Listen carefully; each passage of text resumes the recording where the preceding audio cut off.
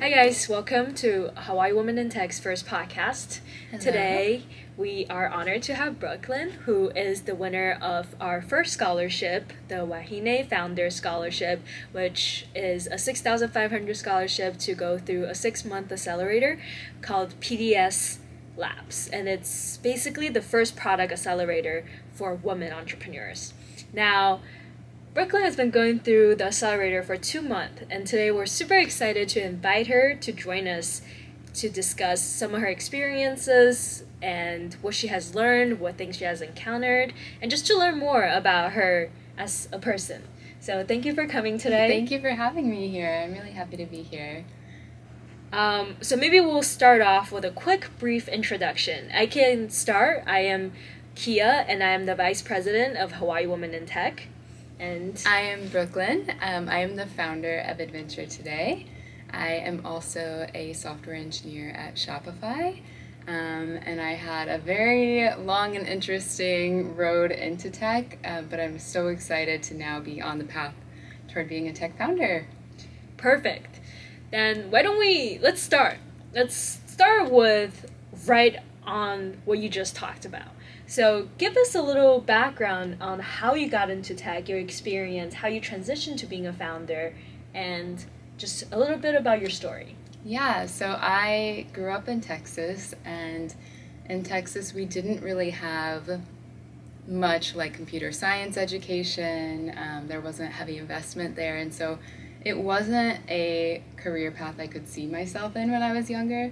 The funny thing is my dad actually started a tech company back, I always say like back when dinosaurs walked the earth, but the early days of the internet he was working in tech, but he had already moved on from that by the time I was in middle school, and so I didn't really ever see what that looked like. And every time he would tell me that, you should study computer science, I would tell him, I don't want to be a nerd who talks to computers all day, and now I am. So I went to school the first time and studied communications and political science. I wanted to pursue journalism.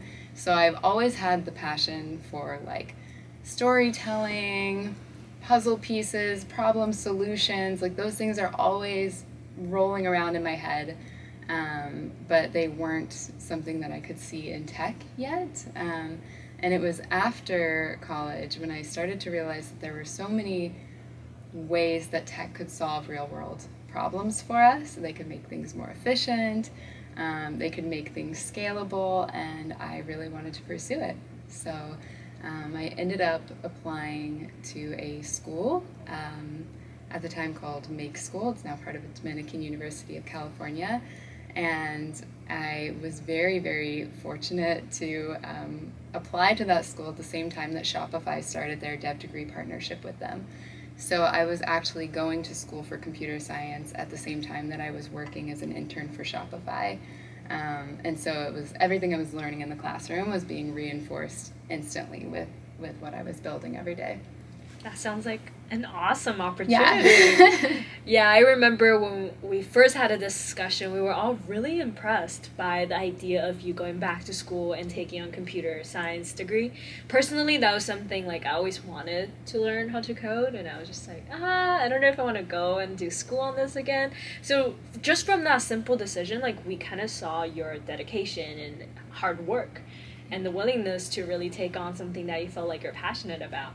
And I think that's a quality that really suits great founders. Thank you so much. And you're lucky because now you don't have to go back to school to be a tech founder. That's like the best part, right? I was like right on the cusp. I went and learned it all, and now I don't need to know it all. No, I just tell AI what to do every day. But if you have a passion for solving problems, like you can be a tech founder now, and that is so cool. Times are changing. Yeah. Well, thank you so much for the stories and background. Now let's dive into PDS Lab. I think all of us are super curious to know, how has it been like? We have heard from Nomiki, who is the founder of PDS Lab, that you have been doing a tremendous job. So tell us, what have you learned? What's the experience like? Yeah, there's a lot. Nomiki is a genius, and so just being in her presence and getting to work with her and take in a little bit of what she's learned has been fantastic. I think some of the things like the hardest part in starting a company is figuring out what's the most important thing to do next. Right. So the best part of the accelerator is like there's a very, very strongly opinionated framework of like you do this first and then you do step 2 and it builds upon step 1 and step 3 builds upon step 2 and step 1, and you can go back and change things as you go, but like how you build it is really important, and like you can be really efficient in that way by just focusing it on one thing at a time. The other thing is, right, like getting really clear about who you're building for and starting to talk to people. When I applied for the scholarship, it was just an idea. Everyone was applying with their ideas, and presumably everyone had been having conversations with the people in their lives about it, maybe talking to friends and coworkers about it.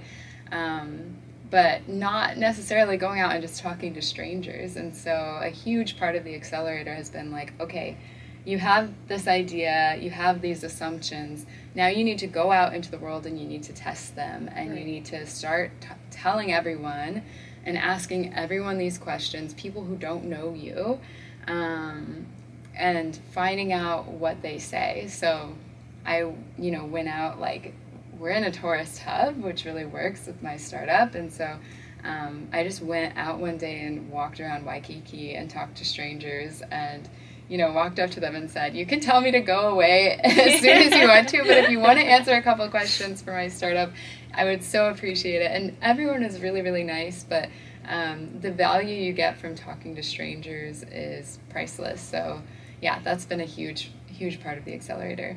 That's awesome. So now the $1 million question, please tell us like more about what you're building and really the vision behind Adventure Today. Yeah, so Adventure Today is a platform that is helping adventure tour operators to make more money off of the tours that they're already running. So it's solving a problem for two groups. First is obviously the operators. So most tours cost the same to run, whether 10 people are booked to go on the tour or 50. Right. And so, in that last 24 hours before a tour is scheduled to run, their profit margin is really determined by how many of those seats they can fill. And like, if you're ever, wanting to pursue entrepreneurship and looking for a problem to solve, start with the problems where there's money being left on the table, because that's a huge problem. They want to solve that problem. Now, the other problem we're solving is for spontaneous travelers. So traditional travel booking sites are really catered to planners and people who like itineraries and they like to go on vacation with a plan, but there's entire generations now that are not planning. So they're showing up and they want to decide what to do that day. They want to go with how they're feeling. They want to walk around and get to know a place and talk to people before they make those decisions. And so we're helping those spontaneous travelers find something they can do in the next 2 hours, in the next 6 hours, in the next 24 hours. And they're being rewarded with discounts for being spontaneous and being open-minded to doing those things. Maybe also walk us through a little bit about how were you motivated to be a founder and how did you come up with this idea? Yeah, I come up with ideas all the time. So that's, I will say, like, anytime you see a problem in your life, you're probably not the only person experiencing it. So anytime you feel that like friction where you're like, that things shouldn't be that way, think about it and talk to people and you might discover it's a bigger problem that needs to be solved. But this idea in particular, my partner is a boat captain, and so I saw it every single day. They can fit 80 people on their boat, and when there's 80 people on there, they have the best time in the world. Like, it's a bigger boat, it's made to have a crowd, the vibe is better, it's a lot more fun, and everyone who goes on the boat is saying, like, this is the highlight of our trip. But sometimes they're going out with 5 people or 10 people, and it's because, right, their owner doesn't want to lower the price to be the lowest priced boat. They don't want to lower their value and permanently, like, discount the experience because it's worth what they're charging, but they're having a hard time finding people, like, in that last little block of time to fill those seats. And so, talking to him and talking to his community, like, they're not the only boat experiencing this. They're not the only operators. I know people who run tours who, like, will discount to locals and friends of friends, and they're doing it very informally through like text message chains. Hey, we have 2 people booked on the boat tomorrow. We can take out 6 for scuba diving. Like, if you want to go, we'll give you a discount. And they're texting their friends of friends, and so we're solving a problem that like people are already trying to solve, and building a system for them to do that. Makes sense. So when it comes to entrepreneurship, what do you think is the hardest thing about starting? Focus is hard. Focus is always hard. Figuring out the first thing to start with. Letting go of perfection is very hard as well. I think the hardest thing, like, with actually saying, not just this is an idea and I have a possibly viable solution, but Right. saying I want to start this company, is like accepting the risk, especially as a female founder. I think that we're raised to be very, very risk averse, right? Like everything we do in life from a young age, the sports we do, there's a lower risk of injury, right? And like guys are out there playing football, like banging their heads together and breaking bones on skateboards, and they're not worried about getting hurt or failure. And I was raised very differently than that. I don't know if you feel the same way, but like I was raised to be very, very risk averse, and I think there's something about entrepreneurship that's inherently risky. And so because that's so conditioned into me, like it's hard to accept even when all of these signals are telling you, okay, this is the right idea, this is the right time, you have the right solution, and you're the right person to do it. It's still a little piece of you in the back of your mind saying, is this too risky, right? And so I think that entrepreneurship is a calculated risk, and knowing when that calculation adds up and it's worth taking the risk is probably one of the hardest parts. But once you do that, then you can get started. It unlocks everything. I love that. That is very well said. When we were going through the process of selecting the winner of the scholarship, something that a lot of the recipients or candidate talked about is the fact that they feel like women entrepreneurs in Hawaii especially lacks a community. They felt like they're unable to find the resources that they need for them to get to the next level in their entrepreneurship. And for you, you got the opportunity to work remotely, but with a lot of only women entrepreneurs in an environment at PDS Lab. So maybe I would love to hear you talk about what are some of the things you realize that are just that you have learned from your community that's different from the stereotype? Ooh. I would say the biggest thing is that there's like more of us than you think there are. So obviously, like there's small local communities. Hawai'i Women in Tech is a great resource, but then if you live on a neighbor island, right, you might have fewer resources and fewer people to connect with. You have distance between you and Oahu and like these amazing communities here. And so loneliness is definitely a reality of entrepreneurship. But I think there are a lot more of us out there than we know, and so it's really cool. PDS Labs, there's obviously like a great community there. Namiki has also started the theanna, and so I would recommend to anyone who's interested in entrepreneurship to join, if you're interested in starting a tech company, to join theanna and see what's happening in there, because it's really, really amazing. There are so many women all over the world in that group who are coming together at a crazy frequency to support each other and grow and learn. And it's driven towards like launching, right? It's not a show up and learn and wait and see. It's how do we get you from 0 to 100 as fast as possible and unblock you every step of the way. So yeah, I would definitely say tap into virtual communities, and then lean into your friends too. You know, people who aren't technical, people who aren't founders, people who are just there for you in every part of your life, like they'll be there for you in this as well.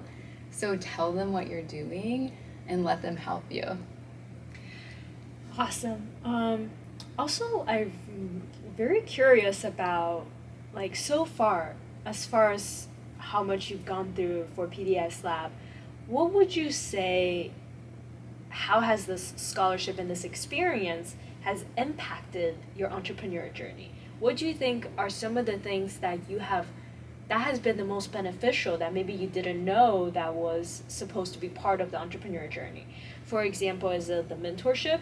Is it the community, the resources, the what is it that really you feel like has excelled you through this process? It's a lot of things. I think one of the biggest parts is like refining my idea. So going through the application for the Accelerate Wahine scholarship, like you have to be so clear on what you want to build, who you want to build it for, and why you're the right person. And that is huge, because the more you say that out loud and articulate it, the more true it will feel to you, right? And so every time you get a chance to showcase what you're building, that helps you take leaps forward. You can't really, you can't just build in private, right? You can't be quiet about what you're doing. You have to be telling people and marketing yourself and showing up for yourself. And every time you put yourself out there in an environment where you could get it, you could not, right? Then you get a lot of validation and you learn a lot too. That's super interesting. So, based on the sound of it, would you say a part of it is affirmation and believing in yourself and the confidence of what it takes to be a founder? That's a huge part of it. That's a huge part of it, because now I already know that I have people behind me who have backed me and believe in me. Makes sense. So, from your experience, hearing your story sounds like you have known this problem for a while, but then through this accelerator, you really got to work on it with a lot of like-minded folks and mentorship and resources, and to believe in self that you can make it happen.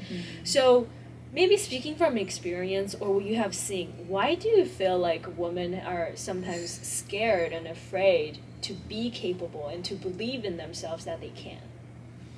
Oh man, I think a huge part of it is that humility is a very, very valued trait in women, and so it's hard to own your wins in life.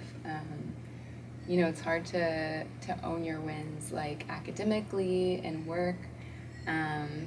Before I was in tech, I was working as a college counselor, and I loved working with high school girls, because a huge part of my job was just holding a mirror up to them and showing them how amazing they already were, like all of the things they had already accomplished, and going through the process of helping them highlight all of that. It's really challenging as a woman. Like you default to group language, right? Even when I was pitching Adventure Today for the hackathon, I'm sitting there like practicing, and I'm saying, we built this and we did that, and then in my head I'm like, we didn't do anything, I did it. I worked with AI, but everyone did, right? I did this, I did that, and changing that language to take ownership, it really does a lot for your confidence, I think. But I think that's why, it's so hard for us, is we're just conditioned to be really, really humble people, to deflect compliments, right? And not own our success and our skills and talents. Yeah, that's something that I feel like everybody can experience from time to time. Okay, now, what would you say is, throughout this process, has been the most challenging thing throughout your entrepreneur journey? The most challenging thing? Talking to strangers. I would say talking to strangers, because it's really like when you're talking to people even when you're talking to people in the business world, right, they're there to help you. The tech community, as a rule, is like extremely generous. So especially if you're interested in being a tech founder, just ask people for help. People are so generous in this community. But yeah, walking up to strangers and asking them questions. I wasn't sharing my idea because I didn't want to get skewed results and things, but just trying to listen to what they were saying and see, like, is this really validating my idea, or is it telling me that, like, I'm missing signals somewhere and I need to like divest in some stuff. And so I think that, yeah, that's the scariest part, is like taking that step to say, okay, I'm going outside of my circle and my circle, and I'm going to go talk to people who have absolutely no connection to me, and see if this still works, because that's, you know, and I don't think it usually ends in failure for people, but it can tell you, like, what are blockers, where you might pivot. I can give you an example too. A huge part of it, on the operator side, was figuring out, like, what is the baseline tech that we need to set up to make this usable for operators. We knew, I didn't necessarily want to start with an app, but I know it has to be mobile friendly. They have to be able to check it on their phones, and that's the same for travelers. So everyone's doing everything on their phones. That's a must have, even if it's not like my personal comfort zone.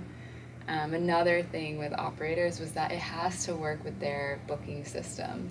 And so a lot of operators are using Fair Harbor. And so it was like, okay, here's a potential blocker. Here's this thing that they've now told me, if it doesn't work with this other piece of technology, I won't use it. It will be too complicated. It won't be worth it. And so now I have to go talk to people at another company and ask them, can we work together? Can we make this, like, platform interact with yours in a way that operators can use it effortlessly? And so those are, like, scary things to discover, Right. are those potential blockers, because that could have been a no, that could have shut things down, right? But usually it doesn't. Like, that's not, in the tech space, that's usually not the case. So a lot of trials and errors. A lot of trials and errors, yeah. I think the reason why I fell in love so much with entrepreneurship and this community is how curious people are and the passion you get from entrepreneurs. And really, through this iterative process, how much growth you're seeing from the person and the company. The startup is a representation of the founders. Mm-hmm. Maybe then let's tie everything all in together. I'm going to throw you one final hard question. Okay. So, given that it's very risky, a lot of startup founders fail, and it also is very challenging for women, given that, like, the lack of confidence, and we have to be reassured that we can. And all the challenges, whether it's technical or just things that happen talking to strangers. What makes entrepreneurship and being a founder worth it? Oh gosh, owning something that you, like, get to build with your heart. You know, like, you get to solve a problem that's really important to you, and we don't always get those opportunities in traditional jobs to have that passion. That's what makes it worth it. And I would say that despite all of the challenges, it's also easier than ever. Like, we were talking about AI code builders at the beginning, and Lovable, or even coding with Windsurfer or Cursor. Like, you can really get very, very far in a tech product. At Shopify, right? Like, we're seeing entrepreneurs who don't have to build an online store. They just show up and we give them the whole system to sell online and scale. So whatever you're doing, it's probably the easiest time it's ever been to do it. So take that risk, because all the tools are out there, and if you find a gap in the tools, then there's an opportunity to build as well. Awesome. Okay, before we end, we're going to do a very quick rapid fire round. Okay. First question. What does it mean to be women in tech? Ooh. To be women in tech is to be a part of a community, and to support other women in tech. I think that's a huge part of it as well. Your favorite thing about being a woman founder? My favorite thing about being a woman founder is definitely the rewards that come from having, like, deep empathy for a problem and the people who you're solving for. I think that makes us 10 times more passionate than male founders. The most pivotal moment in your life that leads you to the moment today? Ooh, the most oh, wow. The hardest, I'm making the hard questions, the rapid ones. The most pivotal moment. I think going back to school after I already had a degree, had a career path and a plan. Just taking that leap and changing careers and being open to it, like expanding my opportunities. No, I give you so much. I think it's a very laudable thing to do. I give you credit a lot for it. Favorite book? Oh, favorite book. My most impactful book, especially for women, The Book of Longings by Sue Monk Kidd. The whole premise is what if Jesus, the historical figure, had a wife? She would be the most silenced woman in history, because we talk about him all the time and we've never mentioned her in the Bible or anywhere, right? So growing up where I did and with so much exposure to religion, I think that was so impactful to like read the story of Jesus's wife, because he probably did have a wife, right? Historically, it makes a lot of sense, and I think it was very powerful to read about like just the power of a voice. That sounds like a very interesting book. Very good I book. need to check that out. Yeah. Anything we can do to help adventures today? Yes, so we have a wait list up on our website. You can go to adventuretoday.com and you can sign up either as an operator or as a tourist, and we're really excited that this is going to be something that locals can use as well, right? There's all of these adventures that we want to go on too, or we want to share with people who are visiting, and so you'll be the first to know if you sign up for our wait list. Awesome. Well, thank you so much for coming, Brooke. Thank you. This episode is special thank to Purple Maya and PDS Lab in Hawaii, in collaboration with Hawai'i Women in Tech, for the Wahine Founder Scholarship. And Hawai'i Women in Tech is an organization that helped to accelerate innovation, entrepreneurship, and build a thriving ecosystem for everybody in the tech ecosystem. So check us out, join our community in Glue Up, and thank you so much for tuning in today. Thank you.